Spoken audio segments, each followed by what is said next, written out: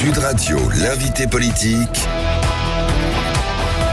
Jean-Jacques Bourdin. Bien, notre invité ce matin n'est pas un politique, quoique. Gaspard Koenig, bonjour. Bonjour. Merci d'être avec nous. Vous êtes philosophe, vous êtes essayiste et vous avez été candidat éphémère à la présidence de la République en 2022. D'ailleurs, je reviendrai sur cette candidature, Gaspard Koenig. Vous êtes... Comment un agri-philosophe? Un gros philosophe. Je dis agri. Un penseur vagabond, ça me va bien. Penseur vagabond, ça vous va bien, penseur vagabond. Oui, parce que j'ai toujours mêlé les idées, les livres à l'expérience, les balades, le jardinage, les voyages. Je pense que la pensée se nourrit beaucoup du réel et qu'il faut constamment plonger la main dans la terre, à la pâte, sur les chemins ou dans la pogne des gens. Bien. Alors, si je vous ai invité ce matin, c'est parce que la vie politique n'a pas vraiment... c'est pas enthousiasmant, ça n'a pas repris vraiment. Il y a un conseil des ministres en ce moment à l'Élysée. Nous aurons le temps de plonger dans la vie politique. Mais je voulais que nous réfléchissions un peu sur notre société, sur cette année 2025 qui arrive, avec le premier événement mondial qui aura lieu dans 17 jours aujourd'hui, l'investiture de Donald Trump. Ce sera le gros événement de ce début d'année. Vous en convenez, Gaspard Koenig? Sans doute, on ne sait jamais ce que l'année nous réserve. Il peut y avoir pire avant. C'est vrai. Il peut y avoir pire avant. Pour vous, c'est le pire, parce que beaucoup ont critiqué Donald Trump avant l'élection. Maintenant, on a l'impression que Donald Trump est devenu le sauveur du monde. Vous n'avez pas cette impression-là ? Moi, je pense que quelqu'un qui a participé, ou en tout cas encouragé un coup d'État dans une des plus grandes démocraties du monde, les États-Unis d'Amérique, est discrédité à vie, et que ça suffit quelque part pour le juger. Maintenant, ce qui est intéressant, c'est qu'il vient de quelque part, et ses idées viennent de quelque part. Voilà. Et je pense pas qu'il faille le résumer à un pseudo-fasciste, ou une marionnette, ou un idiot. Keynes disait que quand un politique semble avoir une idée complètement farfelue, il y a probablement un économiste ou un intellectuel mort depuis longtemps qui l'avait conceptualisé. En fait, les idées, elles vivent leur propre vie, puis un jour ou l'autre, elles se retrouvent, quand elles sont mûres, dans la tête des hommes politiques qui les incarnent. Et il y a quelque chose d'assez fort qui est en train de se passer à la fois en Amérique, à la fois au nord et au sud, avec d'un côté le duo Trump-Musk, et de l'autre Javier Milei en Argentine. J'allais y venir. Parce que, et c'est très clair s'agissant de Musk et Milei, les deux se revendiquent ou se sont revendiqués de la pensée libertarienne, qui était une pensée ultra minoritaire, qu'on connaît très très peu en France, et qui est en train de devenir un véritable phénomène mondial.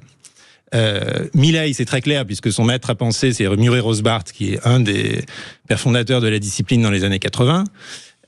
Et Musk a traîné dans la bande de PayPal avec Peter Thiel, qui sont des techno-libertariens, disons, assumés. Et donc, c'est pas le fascisme, l'autoritarisme des années 30 du siècle précédent était fondé sur la construction d'un État fort, sur la nationalisation, sur le national-socialisme. Aujourd'hui, c'est quasiment tout l'inverse, puisque ces figures très autoritaires sont là assez explicitement pour détruire l'État. C'est Milei avec sa tronçonneuse, ou c'est Donald Trump qui nomme à la tête des administrations des gens qui sont leurs ennemis revendiqués. Et donc, il faut un peu revenir au fondement philosophique du libertarianisme. Oui. C'est quoi ? C'est assez séduisant comme pensée, parce que c'est une pensée de la liberté individuelle absolue. À une époque, ça m'a intéressé. Oui, c'est ce que dit Musk, d'ailleurs.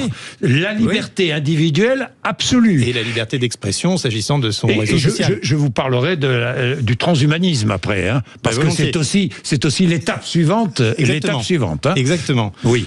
Et c'est assez séduisant. Moi, j'avais été, il y a presque une dizaine d'années, visiter le Free State Project au New Hampshire, qui est une espèce de camp annuel qui regroupe des libertariens, qui ont une pensée très radicale, très ouverte, puisque vraiment, alors là, il y a une tolérance absolue sur les mœurs, les idées, les religions, les croyances. C'est vivre libre et laisser les autres vivre. Et on pouvait pas payer avec des billets de dollars, parce que c'est le monopole de la Banque centrale, donc c'est pas bien. Alors il fallait payer avec des bitcoins ou avec des pièces en cuivre qui contiennent encore un alliage qui fait que la monnaie n'est pas manipulée. Donc vous voyez, ils vont assez loin. Et il faut s'intéresser à cette pensée parce que elle est quand même assez substantielle.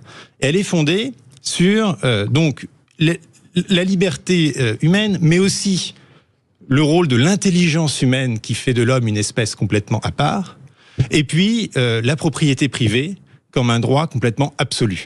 De sorte que pour les libertariens, en fait, la société entière est réglée par un échange contractuel entre propriétaires. Mais c'est quoi? C'est une nouvelle idéologie ou Enfin, nouvelle, pas si nouvelle que ça, hein. Mais c'est aujourd'hui une idéologie répandue par des hommes comme Musk ou Milley. Exactement. Hein. Je ne sais pas si Trump adhère totalement à cela. Ça, nous verrons. Trump, il vient quand même du Tea Party qui en est aussi inspiré. Donc on voit quand même qu'il y a une espèce de dynamique. Oui. Et c'est une pensée qui date des années 70-80 et qui, comme toute pensée, prend un demi-siècle un peu pour s'épanouir en partant d'un coin quand même extrêmement minoritaire. La volonté, c'est quoi? C'est détruire l'État? La volonté, c'est que l'État se réduise à la gestion des contrats et des droits de propriété. C'est tout. À part ça, l'État est globalement illégitime pour tout le reste. Mais qui véhicule cette pensée en France? Ce n'est pas Marine Le Pen, c'est pas... Non, pas du tout. Pas du tout. En France, il y en a une version très très atténuée chez ceux qu'on peut appeler les libéraux conservateurs à droite, mais c'est extrêmement atténué. Oui, David Lisnard, par exemple, ou... Peut-être, faudrait lui demander. Enfin, en tout cas, c'est extrêmement affadi et à peu près personne ne s'en revendique de manière explicite. Oui. Moi, je pense que si elle arrive aujourd'hui, il y a des raisons. Et la raison, c'est que nos sociétés occidentales, fondées sur des États-providence très forts depuis l'après-guerre, se sont emballées dans une extrême bureaucratisation, que ça soit dans le secteur privé ou dans le secteur public, et qu'on est arrivé un peu au stade ultime de ce que Tocqueville anticipait, qui est le despotisme démocratique, où on se sent complètement enfermé, constamment à justifier ses propres actions, constamment à remplir des comptes, des formulaires, des mots de passe, et finalement privé, dépossédé de sa capacité à agir et d'une forme de dignité humaine, constamment infantilisée. Je pense que les partis classiques ne prennent pas du tout ça au sérieux. Moi, c'était, vous l'avez rappelé, le thème de ma campagne, parce que c'est ce que j'avais vu dans la France que j'avais parcouru à cheval, c'est ce dont me parlaient les gens.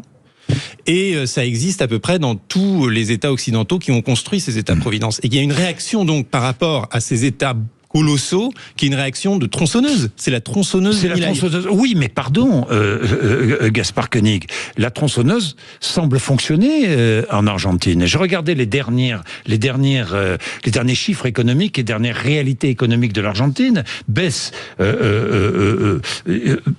Augmentation du niveau de vie, même si les plus pauvres sont souvent laissés sur le bord du chemin, baisse de l'inflation. Enfin, l'économie argentine se porte mieux avec les mesures prises. Mesures, je rappelle, 30% de baisse des dépenses publiques. Milley, baisse des subventions énergétiques, des aides aux provinces, diminution des pensions de retraite. On n'imagine pas ça en France, diminution des pensions de retraite. Arrêt des travaux publics, suppression de fonctionnaires. Non, mais il y a un côté très séduisant de la tronçonneuse. Oui. Moi, quand je suis accablé de paperasse à faire, alors que je suis un pauvre artiste-auteur, c'est ça mon statut, et que je me retrouve dans 1000 trucs incompréhensibles, moi aussi j'ai envie de prendre une tronçonneuse. Et je pense qu'il y a beaucoup de gens qui sont en prise avec les acronymes qui composent notre société aujourd'hui, qui ont très envie de prendre une tronçonneuse.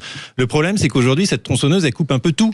Et notamment, elle coupe aussi les arbres. Parce que les libertariens, pour les raisons que j'évoquais, qui est le respect absolu de l'espèce humaine et de la propriété privée, n'ont absolument, mais aucune idée ni aucune conscience de la crise écologique. Et de ce point de vue-là, il représente une fuite en avant colossale. C'est Trump qui dit drill, baby drill, c'est-à-dire forons, creusons pour trouver encore plus de pétrole pour aller jusqu'au bout de la surexploitation des ressources qui menacent, selon moi, notre propre existence sur Terre. Oui. Et donc aujourd'hui, la tronçonneuse, on voit d'où elle vient, on voit quelque part sa légitimité dans l'espace intellectuel et dans l'espace public, mais le problème c'est qu'elle est faite sans aucune... C'est un extrémisme. Et moi j'avais écrit un papier qui s'appelait l'autoritarisme libertarien, parce qu'effectivement ça devient d'une doctrine qui est à la base une doctrine quand même de liberté, donc est censée... de liberté totale, liberté d'expression. Voilà. Je reviendrai sur la liberté d'expression. C'est censé être assez conciliante, assez sympathique quand même dans son fondement. Ça devient d'abord une idéologie aussi rigide que les trotskistes par rapport au marxisme des années 60. C'est une grille de lecture du monde qui est complètement monolithique, qui n'admet plus la nuance, qui par ailleurs, sur le plan aujourd'hui culturel ou social, s'accompagne d'un conservatisme très fort et un peu paradoxal par rapport aux origines de la doctrine, puisque à la fois Milley et Trump sont quand même des nationalistes. Or, un vrai libertarien, c'est un internationaliste. C'est quelqu'un pour qui il n'y a pas de frontières, tout est ouvert. Et donc, de ce point de vue-là, je trouve que la tronçonneuse, elle est beaucoup trop violente. Est-ce que ça explique les prises de position d'Elon Musk pour l'AfD en Allemagne, pour l'extrême droite en Grande-Bretagne? Comment expliquer cela? Parce que, comme vous le disiez, le libertarianisme, oui. C'est quelque chose de très universel, de très mondialiste, de très ouvert. Donc, je pense que c'est intellectuellement contradictoire, mais que ça reflète bien une évolution, disons, culturelle du mouvement libertarien, qui à la fois prône une liberté absolue sur le plan économique et qui, sur le plan culturel, est au contraire de plus en plus fermé. Gaspard Koenig, il y a aussi cette volonté du transhumanisme, de dépasser notre cadre biologique. Exactement. Et ben ça, c'est la passion de l'intelligence dont je parlais. Oui. C'est l'idée que, en fait, ce qui compte chez l'homme, c'est son cerveau, c'est ses idées. Et que si un jour on arrivait à avoir des idées en se passant de notre substance organique, de notre corps, alors là on atteindrait une forme d'éternité. C'est ce qu'on appelle parfois la singularité chez les transhumanistes, le point de singularité où on n'a plus besoin de toute cette biologie, de tous ces processus d'évolution naturelle, et où finalement on domine tout. Vous voyez, c'est une volonté de maîtrise totale, parce qu'aujourd'hui on peut avoir la maîtrise de beaucoup de choses, mais on est encore dépendant de notre corps pour penser, pour agir, et notre corps il est mortel, il est fini. Et donc là il y a une idée quasiment... Il réagit. Et il réagit, et en plus, il nous donne des idées, des sentiments, des interactions. Bon. Et là, il y a une idée quasiment mystique, quasiment religieuse, qui revient au fond à une forme de dualisme presque entre l'âme et le corps, de dire on va tout mettre dans des datas, et on va maîtriser l'univers par la force de la pensée. Pour moi, c'est ça le transhumanisme. Et c'est effectivement quelque chose qui nie complètement, et on revient à la question écologique que j'évoquais, qui nie complètement la biologie. La biologie qui est en nous, qui nie le vivant à la fois hors de nous, c'est-à-dire les êtres vivants qui font nos écosystèmes sans lesquels on ne pourrait pas vivre, et le vivant en nous qui fait que nous n'avons une intelligence que parce que nous avons de l'homéostasie, que parce que nous communiquons, que parce que nous avons un corps, des organes, que parce que justement nous sommes finis. Donc je pense que c'est une pensée profondément erronée, mais il faut d'abord comprendre d'où elle vient. Il faut comprendre que, comme le dit Yuval Harari, leur idéal, c'est l'homo deus, c'est-à-dire l'homme-dieu, l'homme totalement autonome, qui ne dépend de plus rien d'autre autour de lui. Ce qui était d'ailleurs, de manière amusante, un peu l'idéal des humanistes, comme Pic de la Mirandole, quand il disait l'homme peut devenir bête, mais il peut aussi devenir Dieu, pure pensée, pur esprit. Gaspard Koenig. Et puis, finalement, dans la société voulue par Trump ou Musk, peu importe la vérité. Le mensonge devient vérité. On parlait de liberté d'expression totale. C'est Musk qui défend cela, mais où est la vérité? On ne sait plus où est la vérité. Est-ce qu'il y a une volonté, justement, de dépasser... Mais je pense pas. Je trouve ce débat sur les fake news un peu hors des clous, parce que précisément l'idée que quand même que je trouve juste, c'est que la vérité dans l'espace social, dans l'espace culturel, dans l'espace scientifique, bon d'accord, on sait ce que c'est, mais dans les sciences humaines, disons, dans la discussion politique, la vérité, elle émerge uniquement de la confrontation maximale des idées et des opinions. C'est l'idée de John Stuart Mill quand il défend une liberté d'expression quasiment absolue. C'est qu'il faut qu'il y ait des gens qui disent des erreurs, qui disent des idioties, pour que vérité contre erreur, tout ça forme un magma d'où émerge, normalement, dans la délibération, dans la discussion rationnelle, quelque chose qui nous fait progresser. Donc il n'y a pas de... Et quand par exemple l'État français se dit on va légiférer pour délimiter quelles sont les fake news et quelles sont les nouvelles légitimes, c'est extrêmement dangereux, parce que personne ne détient ce critère-là. Et ce critère, il n'existe que justement dans l'ébullition de l'espace public. Je comprends, Et donc effectivement c'est pénible d'entendre des choses qui nous dérangent, qui nous irritent, qu'on trouve absurdes. Mais de quoi avons-nous peur? Si on les trouve absurdes, c'est qu'on sait les réfuter, c'est qu'elles sont faciles à démonter. Et John Stuart Mill disait une idée qui n'est plus contestée, même si elle est juste, devient un dogme mort. C'est-à-dire, elle perd sa signification, elle perd sa vigueur parce que elle n'a plus besoin de se défendre. Donc, moi, je suis assez d'accord avec cette idée qu'il faut laisser un maximum de parole, alors peut-être de manière plus organisée, plus délibérative que sur les réseaux sociaux, mais que c'est comme ça que l'humanité progresse dans sa conception collective des vérités sociales. Alors je vais être plus terre à terre avec les vœux d'Emmanuel Macron, qui a parlé effectivement de donner la parole. On donne beaucoup la parole. Les politiques veulent beaucoup donner la parole. Il y a beaucoup de communication autour de cela. On les voit rencontrer des gens, puis ça fait des belles images, rencontrer des gens dans la rue, oui d'accord. Mais l'usage du référendum, par exemple, il n'a pas parlé de référendum, mais tout le monde en parle. Pour lui, depuis mardi soir, qu'est-ce que vous pensez de l'usage du référendum, vous? Je pense que c'est pas la parole qu'il faut donner, c'est le pouvoir. C'est le pouvoir, ouais. Et le référendum... Donner le pouvoir aux citoyens. Bah, enfin, c'est quand même normalement le fondement de toute démocratie. Oui. Le référendum national est compliqué à mettre en place dans une société qui n'est plus du tout habituée à la délibération, au compromis et au fond à la discussion politique. Moi, je suis très très admiratif du modèle suisse de démocratie. J'avais été là-bas assister dans le canton de Glaris à des Landsgemeinde, c'est-à-dire à ces assemblées populaires où véritablement les citoyens réunis au niveau local décident des lois qui vont constituer la moitié de leur législation pour l'année à venir. Et c'est des lois importantes au niveau local. C'est le salaire des fonctionnaires, c'est la route de contournement du chef-lieu du canton. Enfin, et on vote et le pouvoir exécutif respecte la décision. Mais c'est un État fédéral. Oui, mais... Gaspard Koenig, oui, alors que nous ne le sommes pas. Bah, c'est un État fédéral. D'abord, c'est un État qui s'est constitué parce que les cantons ont pris leur indépendance des Autrichiens et se sont dit, bon, bah, maintenant, comment est-ce qu'on gère notre vie en commun? Oui. Et donc, ils ont trouvé cette méthode qui est simplement d'organiser des assemblées. Et pour en revenir à la France, je pense qu'avant d'aller au référendum national, il faudrait retrouver, parce que c'est ce qu'ont fait les Suisses pendant plusieurs siècles, avant de faire des votations nationales au milieu du 19e, il faut retrouver d'abord l'usage du référendum local. C'est lui local, qui est extrêmement puissant. Local, à quelle échelle? Ça peut être à l'échelle de la municipalité comme à l'échelle de la région. Ça dépend des affaires qu'on va discuter. Mais ce qui est très intéressant, c'est qu'aujourd'hui, depuis 1992, c'est permis par la loi en France.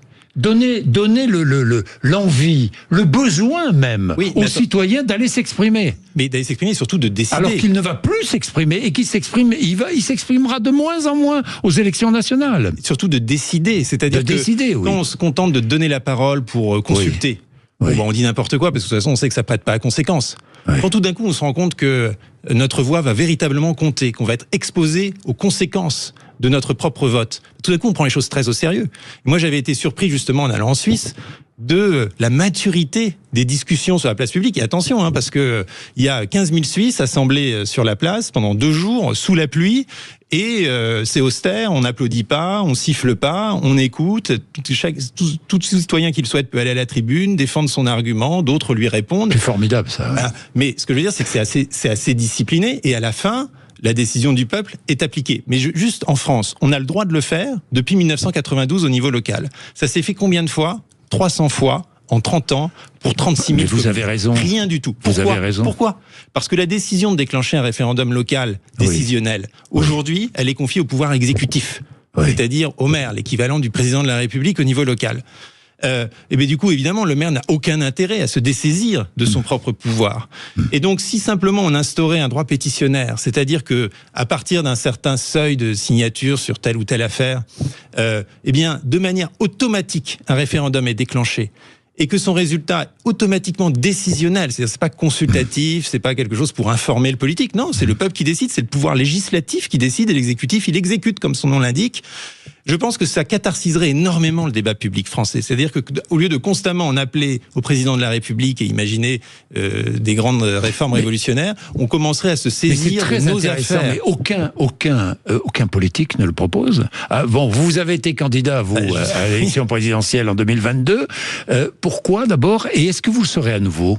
Alors non, mais c'était d'abord évidemment une candidature un peu paradoxale, puisque et c'est pour ça qu'elle n'a pas fonctionné, c'est que c'était justement une candidature pour d'abord abolir l'élection présidentielle au suffrage universel, parce que ça, évidemment, ça crée une grande partie de nos maux, cette idée que le président de la République a une légitimité populaire, c'est un homme et un peuple qui est au-dessus des assemblées. Et ça explique d'ailleurs la situation actuelle. On voit très bien que les partis politiques ne sont pas là pour gouverner, en quel cas ils seraient capables de faire des compromis et de discuter des politiques publiques, mais ils sont là pour présider. Et donc cette obsession monarchique de tout homme politique en France qui rend le débat extrêmement en fait infantile et extrêmement stérile. Et donc l'idée de rendre du pouvoir, mais ça peut être aussi, c'est pas seulement c'est une question politique, mais c'est aussi une question économique, c'est aussi une question sociale, de dire on arrête de décider, mais on vous donne les moyens de décider vous-même. C'est effectivement quelque chose qu'on n'entend pas de la part d'aucun parti, d'aucun bord. Aucun parti. Oui, et qui manque énormément à la France parce qu'elle a perdu cette tradition tocquevillienne, libérale au sens philosophique du terme, qui est comment je décentralise l'exercice du pouvoir. Et moi, il me semble que ça explique en grande partie les crispations du pays. Vous serez candidat à nouveau ? Ah non, je serai pas candidat parce que bon, d'abord, la conclusion aussi personnelle de cette aventure, qui était par ailleurs une aventure très instructive, très sympathique, et puis j'ai rencontré plein de gens, refait un tour de France. C'est que on peut pas être à la fois écrivain, intellectuel si on veut, et politique, parce que le politique est obligé quand même de répéter un message pour le faire entendre par 60 millions de personnes. Et quelque part, normalement, il y a une répartition des rôles qui fait que, bon, l'intellectuel, il y a une liberté créative. Et puis après, le politique, il met ça dans sa propre sauce. Donc je pense que, voilà. Vous êtes un libéral, un vrai libéral assumé. Pas du tout un libertarien, on a bien compris, mais un libéral assumé, qui vit à la campagne. Oui. Donc, comment peut-on défendre le libéralisme, vivre à la campagne, défendre les agriculteurs? Quelle est votre position, par exemple, sur le libre-échangisme? Les libres-échanges. Je pense que le libre-échange, évidemment, quand les conditions sont égales de part et d'autre, c'est incontestable. Voilà, ça permet la division du travail. Mais aujourd'hui, quand on peut pas exiger, évidemment, enfin c'est une platitude de le dire, mais on peut pas imposer des normes à nos propres agriculteurs qui sont pas imposées à ceux dont on accepte les importations. Donc il est évident que dans la situation actuelle, il faut rétablir des barrières tarifaires ou des barrières réglementaires pour pouvoir justement, au moins au niveau européen, imposer des normes qui soient... Et moi, je suis très radical sur la question écologique. Je pense d'ailleurs que le libéralisme historique, celui du 19e siècle, celui de Tocqueville, John Stuart Mill, était un libéralisme très écologique, parce que l'amour de la nature et l'amour de la liberté, on sent bien que ça vient un peu du même sentiment, du même instinct, du même respect du vivant hors de nous et du vivant en nous aussi. Du rejet de toute forme de bureaucratie. La bureaucratie, c'est un peu la monoculture des êtres humains, si vous voulez. C'est qu'on fait pousser les gens en randonnion.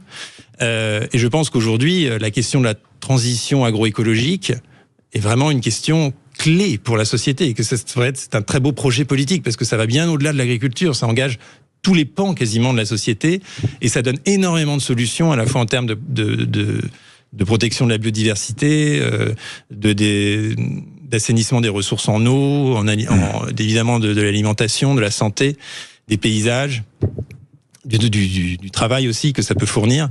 Je pense que vous avez les physiocrates au 18e, c'était ces philosophes qui repensaient l'agriculture et qui en ont fait un projet de société, un tel projet de société que ça a donné la Révolution française. Et je pense qu'aujourd'hui, il faut repartir effectivement du travail du sol, de la question du sol et de l'humus, pour forger un projet de société durable. C'était l'un de vos derniers livres qui a connu un très gros succès. Le dernier, le titre, rappelez-nous. Agrophilosophie. Agrophilosophie, réconcilier nature et liberté, justement. Alors, quel éditeur ? L'Observatoire. L'Observatoire. Merci Gaspard Koenig d'être venu nous voir pour réfléchir un peu à tout cela, c'était très intéressant. Merci. Il est 8h58, vous êtes sur Sud Radio, Patrick Roger, juste après les infos de 9h.